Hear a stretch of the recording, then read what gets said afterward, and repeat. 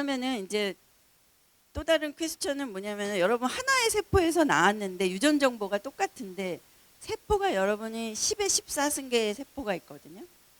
10의 14승계의 세포가 있는데 비슷한 애들도 있는데 이렇게 다 하면 400종의 세포가 있대요. 한 어떤 사람은 200종류, 어떤 사람은 400종류 있다 그러는데 어떻게 똑같은 세포가 똑같은 정보를 가지고 아는데 어떻게 400개로 달라졌을까요? 그거는 아까 얘기한 것처럼 또 환경도 다르고 그 결국은 정보 출력이에요. 정보 출력. 환경이 다르니까 환경이 다른 환경에서 출력되는 정보가 달라서 그런 거예요. 컴퓨터가 다 똑같은데 어떤 사람은 그림을 그리고 어떤 사람은 글을 쓴다는 거죠. 그거는 활용이 달라서 그런 거죠. 그래서 DNA라는 정보를 어떻게 꺼냈을 건가. 그거에 따라서 세포들이 달라진다는 거예요. 그거를 그러면 좀 더 자세히 보면 중간에 이제 질문 같은 거 해도 돼요. 모르는 건 죄악이 아니기 때문에 번쩍 손을 들고 질문을 해주면 참 좋겠어요. 질문 없어요? 언제든지 그냥 얘기하시면 돼요. 우선 세포라는 거를 보면은 이제 세포가 있고 그다음에 핵이라는 게 있죠.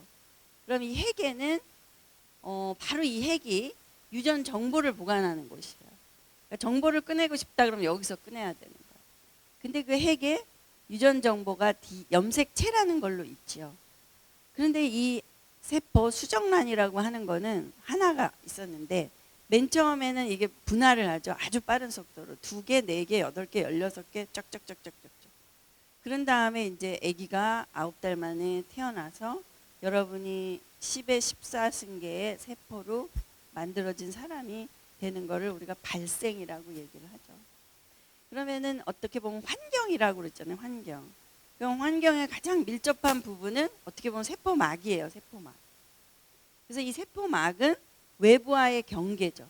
그래서 외부의 환경에 이제 노출이 되어 있는 부분이다. 이렇게 볼 수가 있겠죠. 그래서 이 막을 중심으로 해서 어떤 신호를 핵까지 전달을 해서 핵에 있는 DNA가 원하는 유전 형질이 출력이 되게 하려고 그러면 정말 정교한 신호 전달이 있어야죠.